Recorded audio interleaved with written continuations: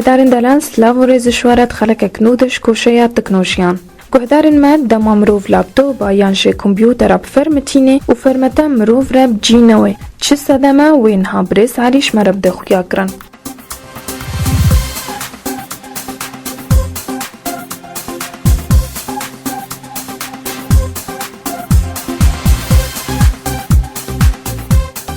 بنأهل فيك بفقرتنا علي. أهلا وسهلا.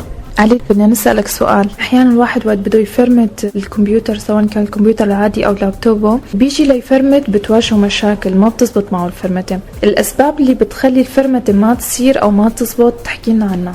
شغلة الفرمتة شغلة قد ما بتكون مبينة انها بسيطة قد ما هي حساسة لكتير مواضيع بتخلي انه عشان موضوع الفرمتة ما يكمل معنا. الاسباب طبعا هي كتيرة لانه ممكن اي شيء يأثر على عملية الفرمتة او في منها يعني ممكن يخلينا نعيد الفرمتة مرة تانية. في عنا مثلا الفرمتة اما عن طريق الفلاشة او عن طريق الاقراص، واكثر شيء دارج عنا هو الفرمتة عن طريق الاقراص. اول شيء القرص لازم يكون طبعا نظيف ما عليه خدوش مثلا. ثاني شيء في عنا السواقة اللي راح تشغل هالقرص لازم نتأكد انه بتقرأ بشكل سليم وما في اي مشاكل. في حال اذا تأكدنا من هالموضوع ممكن ننتقل لشيء ثاني هي وصلة البيانات اللي بتربط بين السواقة واللوحة الام. طبعا كمان اذا تأكدنا من هالشيء فينا ننتقل للوحة الام نفسها. هلا في عنا بعملية الفرمتة طبعا كل مرحلة من مراحل الفرمتة في إلى يعني شيء فينا نستدل شو هو السبب اللي بيمنع الفرمتة.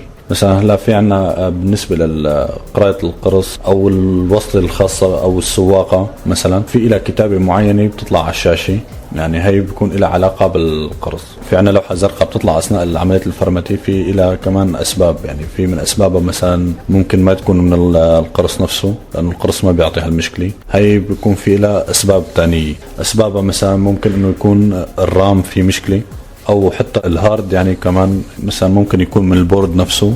طبعا ممكن انك تحطي قرص الفرمتة بالسواقة فمن البداية ممكن انه ما يقرأ القرص، او حتى في عنا شغله كمان البورد. مثلا اول شيء نتاكد انه عاملين الاقلاع من السي دي فورا، يعني مرات بيكون في الهارد هو الاقلاع منه فلازم نخلي الاقلاع مباشره من السواقه. وقت نخلص من هالمرحله هي بنحط القرص في رساله بتطلع على الشاشه انه مثلا ما بيقدر النظام يكمل تنزيله بسبب تلف احد الملفات اللي بالقرص او في عيب بقراءه القرص. طبعا هي فينا اما نغير القرص او ممكن نركب سواقة تانية.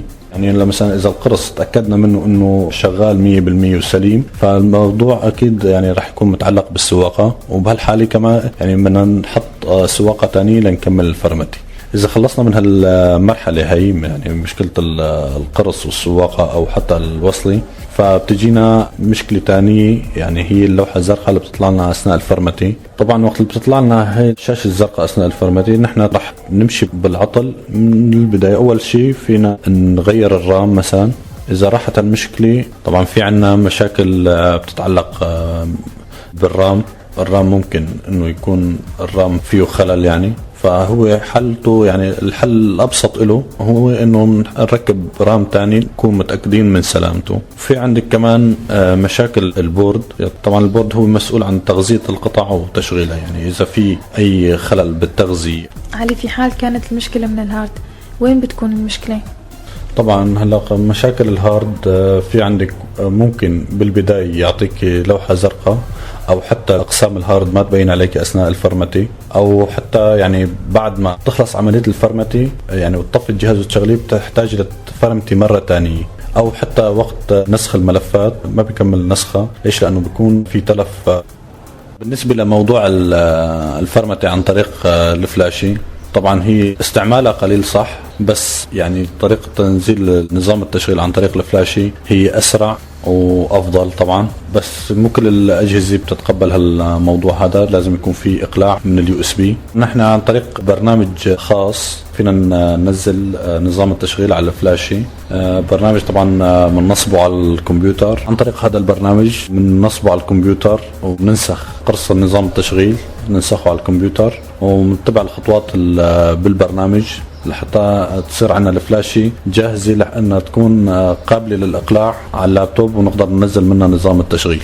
مشاكلها هي بسيطة طبعا. ممكن انه الملفات اللي على الفلاشة يصير فيها عطب مثل القرص المخدوش يعني، بس انه بيصير في عطب بيانات الفلاشة، اما من كثرة الاستعمال او عن طريق ممكن الفيروس يدخل على الفلاشة.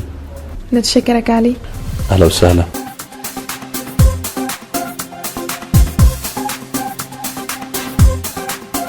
گوهدارن هجا ام کهان داویا خلک خو و تا خلک کادن اش بکو شی هن بمینن تخشیده.